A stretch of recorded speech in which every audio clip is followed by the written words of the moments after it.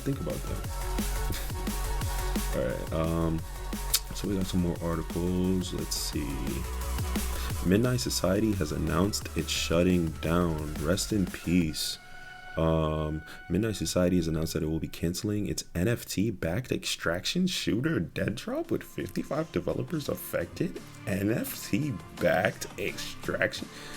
What the hell?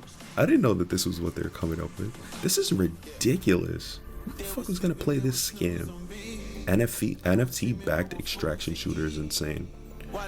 It's highly unfortunate that 55 developers were affected by this, but this is ridiculous, bro. NFT extraction based shooting. Let's see. Announced on X. Today, we are announcing Midnight Society will be closing its doors after 3 incredible years with an amazing team of over 55 developers contributing to our new IP Dead Drop. We are actively seeking other game studios that would be interested in offering employment opportunities to our talented team members. If you know anyone who's hiring, please forward this message to them or DM us for direct intros. We express our sincere gratitude to each and every one of our community members and deeply sorry we are unable to reach our ultimate goal. Midnight Society was originally founded by Robert Bowling of Robert Bowling is his name? Okay. Of Call of Duty fame and content creator Dr. Disrespect. The dude that has been having inappropriate DMs with a minor. Crazy. However, following a series of allegations being leveled at the streamer last year, there are more than allegations, it was announced that Dr. Disrespect would no longer be working at the studio. Yeah, and after that happened, the thing kind of crumbled. The project crumbled. After those events unfolded, Midnight Society's leadership team insisted that Guy, Dr. Disrespect Beam, was little more than an influencer and marketer for the band, but the shamed streamer claimed he was much more important to the project. Could his removal from the company have been a factor in the House of Cards? Yeah, of course. Dead Drop was poised to be a vertical extraction shooter fused with the blockchain and featuring NFC-driven mechanics. What is it with people doing this NFT shit? It's so stupid. In a series of snippets released, nobody want to play no NFT game, bro. Like, it's again, the bad part about this is the fact that 55 developers are out of a job. But nobody gonna play this. No, it wasn't. Nobody was gonna play this shit. Let's be honest. Let's be honest. These dudes, they get money and they're like, I want to make a game, and it's like, it's fucking garbage. Sorry, I don't mean to go in like that. Anyway, moving on. Exclusive. BioWare employees worried about more layoffs. BioWare's announcement on Wednesday has resulted in at least a few dozen people losing their jobs. There's also worry among BioWare staff that layoffs will be coming. Hold on, I just want to check to see if something is working.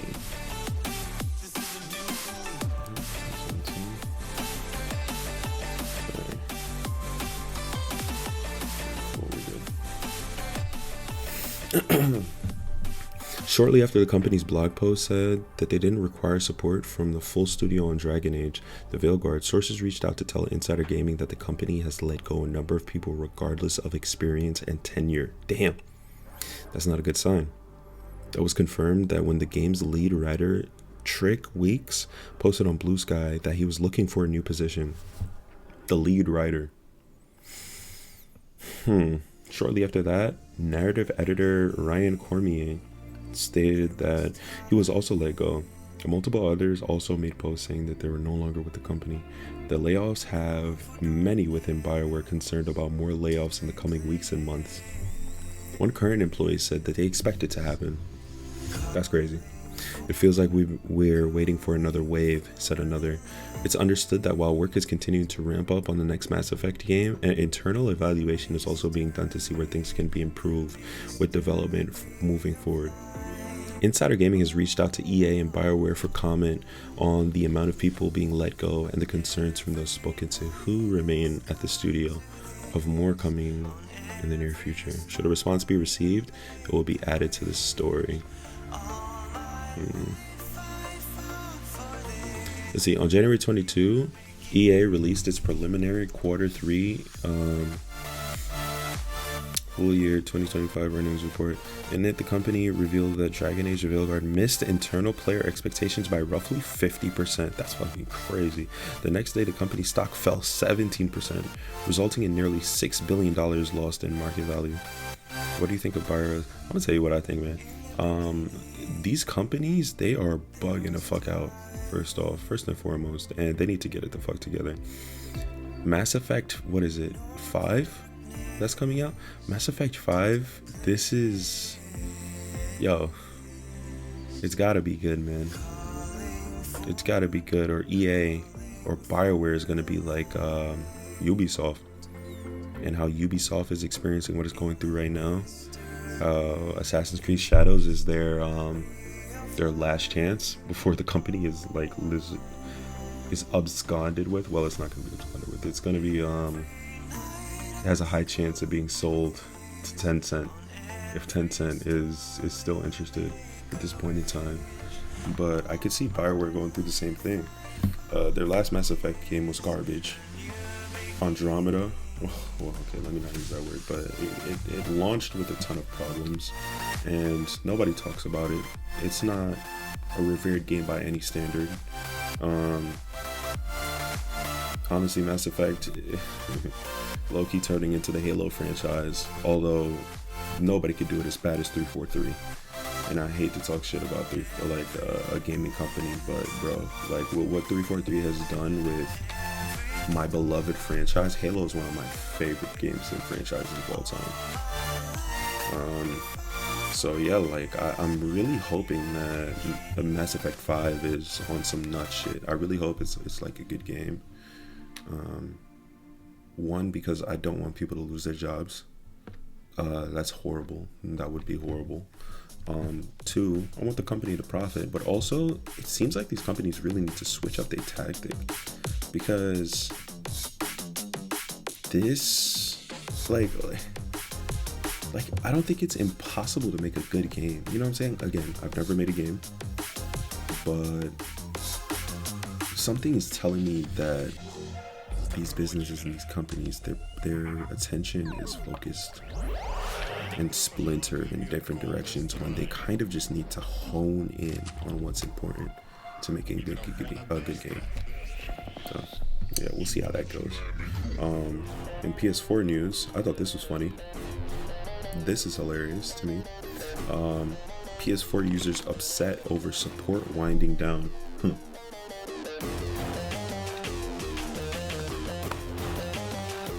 I ain't gonna lie to you, dog.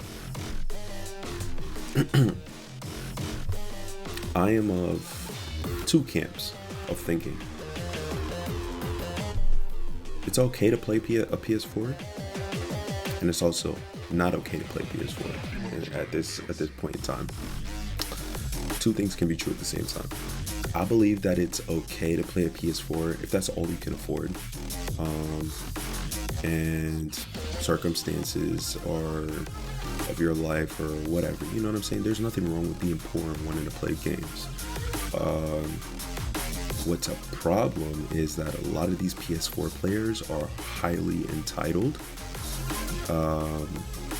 They think the industry needs to cater to them when they are playing a last generation console. How old is the PS4? That shit is like almost 15 years old. And because Sony has a huge amount of players on that console parity, every game that comes out, or not every game, but the vast majority of games that come out, they have to have a PS4 version. They have to have a PS4 version because there's tons of people still playing on the PS4. Now, again, like I said, there's nothing wrong playing on the PS4, but that entitled mentality of, oh, the PS5 isn't worth it. The PS5 isn't worth it. Like, bro, there's been tons of good games coming out for the PS5. I have a ridiculous backlog that I still have to get back to, and I'm thinking of playing these games on stream, and platinuming all of these games.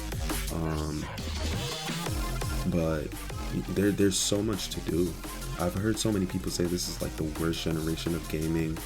It's not. It's a decent generation. It's not the greatest, but it's decent. You know what I'm saying? And if you haven't upgraded to PS4 and you can afford to, you're part of the problem. Sony signaled that it's winding down support for the PS4, starting with removing last-gen games as a key benefit of PS Plus. This means that going forward, PS4 users will have a little added benefit of having a membership beyond multiplayer access and cloud saves. However, Sony's statement makes it clear that it's time to move on. Finally, PS4 losing support might upset some, but Sony's doing the right thing. In its statement, Sony said that many of its players have shifted to the PS5, and as a result, the company is also shifting its focus and evolving with the trend. But this is good. This change might not go down well with last generation players, but they're missing the fine print. The change to PS Plus comes in effect in 2026. By then, PS5 will be 6 years old, and dare we say it, near the end. Bro, like honestly, it is near the end of its life cycle. It's time for a new console life cycle. What is it, 7 to 10 years? You can kind of expect, okay, they got some in the works and they're gonna be showing it soon. Yeah, it's almost that time. It's almost PS6 time. I wonder what the fuck they're gonna do, bro. I'm so looking forward to this. But anyway, it's high time that we move on, especially considering that the PS5 is backwards compatible with almost the entirety of PS4's library. The PS4 enjoyed far more support than its predecessor, but the console is well over a decade old at this point. And if leaks are any indication, PS6's development is already on track for a 2027 launch at the earliest. So that's about 2 more years. I mean, to be honest, like you got 1 strong year. Well, I mean, if this is the case, they're not gonna get off of their PS4s. You know what I'm saying? Because like at this point, why would you buy a PS5? If I was dumb enough to be holding a PS4 at this point in time, and still be playing on my PS4, I wouldn't buy a PS5 because, you know, you get your brand new shiny PS5 and then boom, next year the PS6 comes out. Like, yeah. So I'm not gonna lie, there was a part of me that was kind of hoping that 2030 it was gonna come out. But even saying that might be a stretch. That might be a stretch, bro. That kind of sounds like a stretch. Especially with what we saw with the PS5 Pro. Like it wasn't groundbreaking, I'll say. I'm not saying it wasn't bad, but it wasn't groundbreaking. So yeah, it makes sense for Sony to wind down support for the PS4 then. It's not like the console is losing online functionality or its PS Store. Not anytime soon. That shit is in the same league as a PS. Okay, not in the same league, but it's gonna be in the same league as a PS3 very soon, bro. Very soon. So I guess enjoy it while you can. Yeah, but honestly, bro, like it's a tough situation because I can understand not spending money to buy a PS5 right now, but you kind of you backed yourself into that corner. How have you been gaming for this long time and haven't bought a like that doesn't make any sense for me. There's so many people. I know so many people. I'm friends with people who are playing on PS4, bro. But we got beef. We got beef. We got beef. So oh shit. There's no way. Hold on.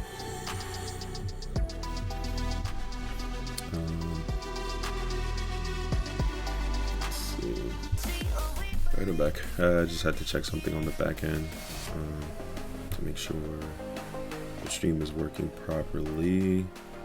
And let's see. That's working cool. All right. So yeah, PS4 news. GameSpot. Let's take a look at this. Magic and gunplay collide in first look at the Directorate Novitiate. Let me pause this. Let's take a look at this. Hopefully y'all can hear it. Oh my god. What is the quality? What is the quality? Let me watch it on YouTube. Not through here. Wait a second.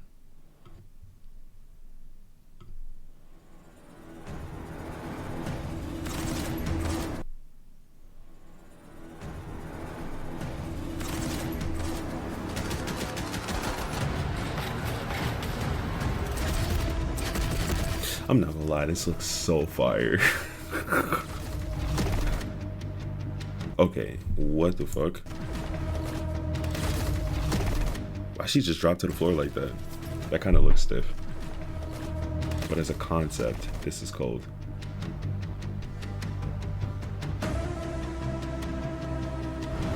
Everything about games like this is like so cool to me.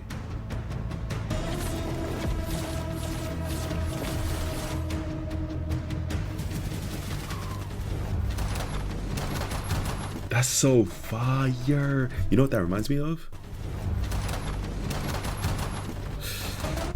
I don't want to say it because it's going to show my age. And damn. Desperado from this one game I used to play. If you know, you know. And if you know, don't laugh. But yeah, there's this one game I used to play and the shit reminds me of that. And it's so fire. I'm going to say day one cop for me.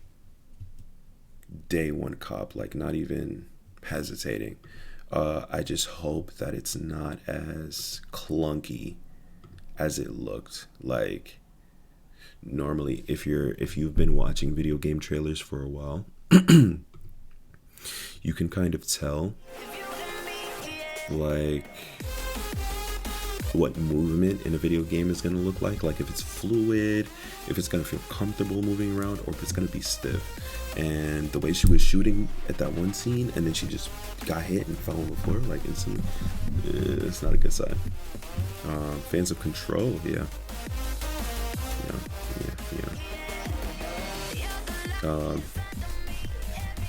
Fans of Control may want to take note that there's a new third-person action RPG that blends magic and gunplay.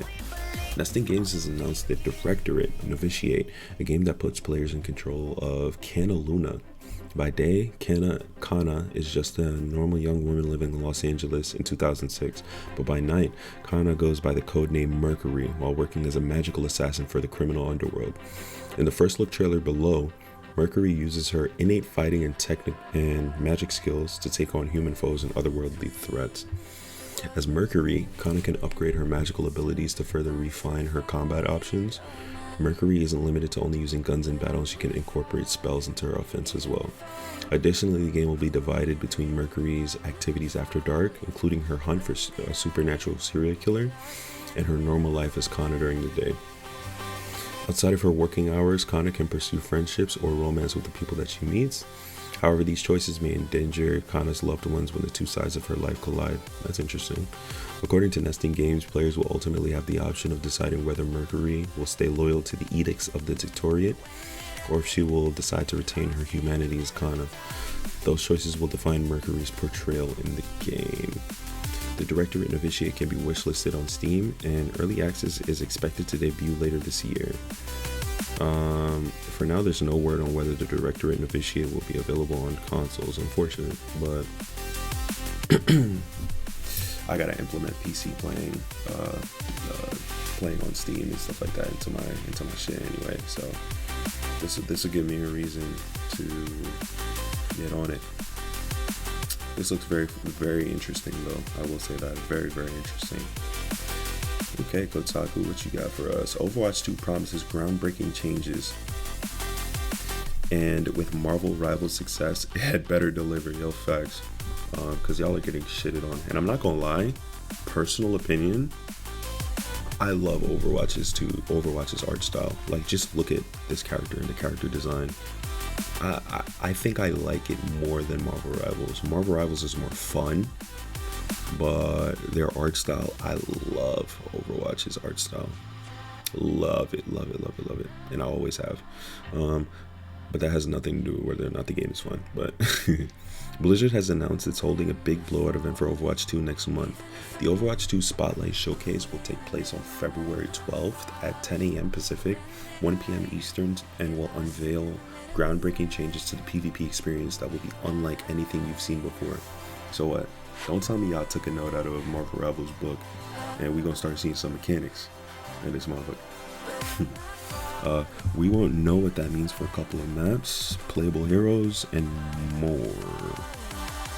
Oh, we won't know what that means for a couple of weeks. Still, given that Blizzard didn't hold its annual BlizzCon event in 2024, I imagine this is the Overwatch 2's team's chance to regain the lost promo time they didn't get last year. Okay, so this has to be some nutty shit then. If they didn't do anything at BlizzCon, or they didn't have BlizzCon, yeah, this has got to be big. This has got to be big. Because people have been saying, I mean, yo, Marvel Rivals has been stealing the competition. So they need something huge to pull them back. Or to at least get them to hesitate before they launch Marvel Rivals. Or should I play Marvel Rivals? Should I play Overwatch 2? Like, it has to be something big. Something else has happened in the month since BlizzCon would have taken place that has shaken Blizzard's mostly uncontested spot as the hero shooter king. It has now real competition on Marvel Rivals. Before NetEase Superhero landed on the scene in December with a Marvel-based hero shooter that has captured the hearts of millions, Overwatch 2 had already been in a state of decline. Yup, just Blizzard in general. The sequel has failed to deliver on pretty much any of its promises of being a robust follow-up with PvE elements and a real story. Is dealing with an identity crisis as Blizzard tries to desperately, yo, I can't read tonight, desperately to figure out if adding the 2 players it removed to a match would solve all of its problems, and most days it just feels like a cash grab built upon expensive skins given to the same handful of heroes. A lot of the stagnation seems tied to layoffs at Blizzard, courtesy of Xbox, but whatever the reasoning, Overwatch 2 has lost any benefits it's gained from its head start and its cultural cash. Marvel Rivals, meanwhile, is the current hotness. Several content creators who made careers playing and talking about Overwatch are now moving on to, yeah, I've seen it happen. It's crazy. It's crazy. Which, I'm not mad at them, bro. Like, go ahead, do y'all thing. You know what I'm saying? Like, no loyalty to these companies, bro. Like, the fans are embracing its fun, unbalanced chaos, and its approach to microtransaction and battle passes feels less predatory than that of the average live service game. Sure, the game is young and there's plenty of time for something to go wrong, but right now Marvel Rivals has a lot of goodwill and Overwatch 2 doesn't. I'm still hopeful that Overwatch 2 can rise from the ashes. Sure, fumbles by top-level management has pushed incredibly talented designers, artists, writers, and others out of a team that was once brimming with passion and promise. But I know there are still people in Blizzard who want Overwatch 2 to be the best version of itself. If it's not going to be the feature-rich narrative sequel we were promised, I do hope that Blizzard can at least find something to bring the magic back. The team is no doubt aware that Marvel Rivals hangs over the Overwatch 2. Every perceived misstep right now feels like a point on the board for NetEase, and every underwhelming update or recolored skin looks like Overwatch 2 is falling further behind. I don't know that a new PvP mode is the update Overwatch 2 needs to get back on top. Returning to the 6v6 format won't wipe away the stench people associate with the game overnight, and after gutting Overwatch 2 into a husk of its former self, Blizzard has to know that the window to reclaim its place in the hierarchy of hero shooters is closing. The faded glow of its long-gone status as undisputed king has largely sustained Overwatch 2 through years of content droughts and failure to live up to its potential. In the volatile live service market, you can only stay in the shadow of something else for so long before players stop searching for you on their desktops. I hope Overwatch 2 can find a way out of this darkness it's found itself in. Yes, please, man. Here's one thing, man. Competition is always good, especially in a free market economy. You never want one company, one game, one whatever to be the best. Well, the only, to be honest. You don't want them to have a monopoly. There's fine with if one is better than the other or whatever, you know what I'm saying? But there needs to be that competition going back and forth. Right now, Marvel Rivals has a iron grip. Iron isn't even a word. A platinum grip on fucking diamond grip on the hero shooter genre. Like, there isn't anything that is coming close to being remotely as good as Marvel Rivals is right now. Overwatch was the only thing, but Overwatch had its time in the sun, and I think there was some complacency. And you know, when you've been at the top and you're sitting on the throne, you know, you get complacent.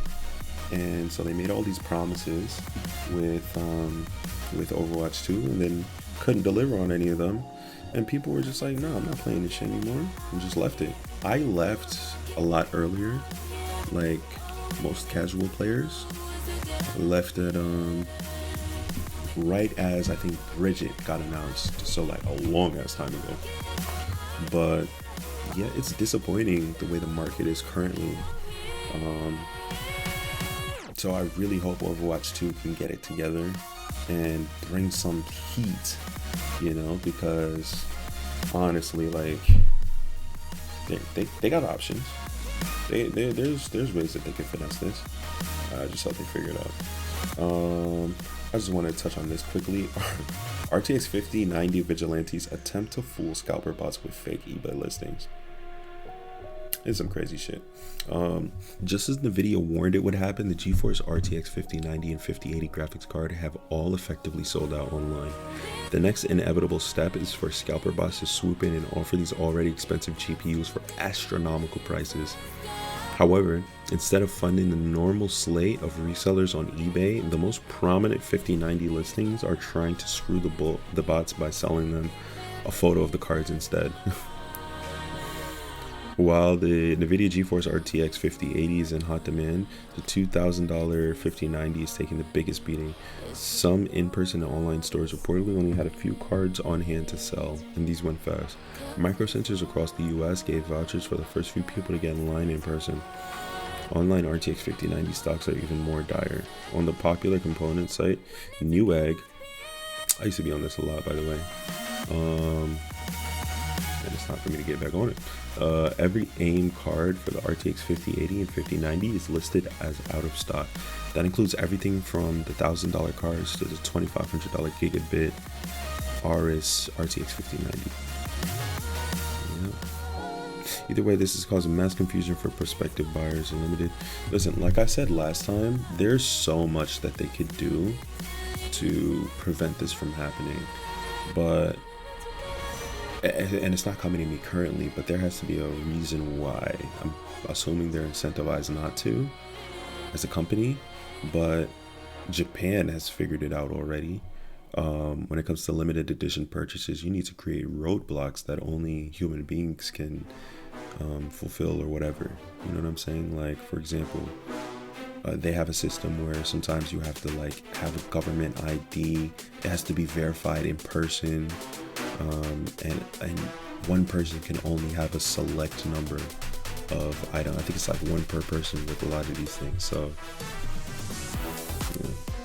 yeah, there's so many things that they can do, but I think they like it this way. And in more PlayStation news, this is something that I'm personally dummy hyped for. I'm super hyped for this, even though this doesn't really spell good news for the industry, I'm gonna be honest. But Halo, the Master Chief Collection coming to PS5, says Industry Insider. Now, Xbox, I have no idea what's going on in Xbox. It's not looking good, is what I'm saying. For Xbox to be losing its exclusives, it's pretty sad for the industry, because Sony just has this monopoly on the industry now. We've already seen Forza. Forza has come to the PlayStation, or it can be wishlisted or something like that, I think is what's going on. I wouldn't put it past Halo. This is a rumor, but I wouldn't put it past Halo coming. Of course it would. And I will be buying it, and I will be playing it, the Master Chief Collection, from beginning to end. Hell yeah.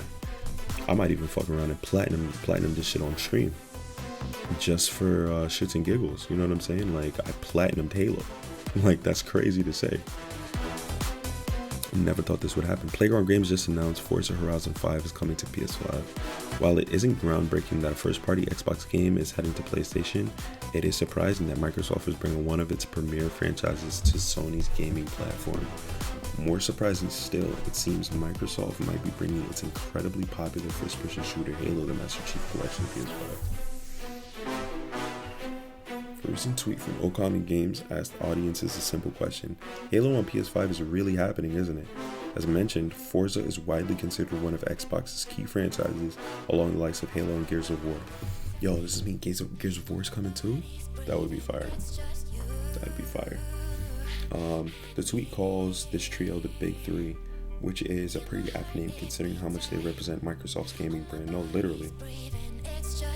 According to the Windows Central's Jez Gordon, the answer to the proposed question is yes. Halo the Master Chief Collection is coming to PS5. No new information was given, but it seems there's potential for John 117 to bring his fight to the PlayStation platform sooner rather than later. So then that means, if this is the case, if this is true, the new Halo game is dropping on PlayStation 2. There will be no point in buying an Xbox. No point. Now that the first Big Three is officially headed to PlayStation, only a matter of time before we see the others. He said, yup, MCC is first, I heard, but we'll see. Crazy. That's crazy. Numerous rumors surrounding the Master Chief's arrival to PlayStation have been swirling for some time now. Gordon had mentioned that Halo would be heading to Sony's gaming platform earlier last year. He has also claimed that other Xbox first-party games, including Senua's Saga, Hellblade 2, and Gears of War Ultimate Edition, would inevitably make it to PS5. Other insiders have mentioned Halo the Master Chief Collection going multi-platform. Like any rumor, take this with a grain of salt. Remember that, take it with a grain of salt. While it may be true that Halo the Master Chief Collection is coming to PS5 at the same time an insider was told, it doesn't mean that it's necessarily true today. That's true. But it's my headcanon. I believe it. And I'm patiently waiting because I will be buying that motherfucker when it should drop. Okay, alright. So as far as news goes, that is all we got. And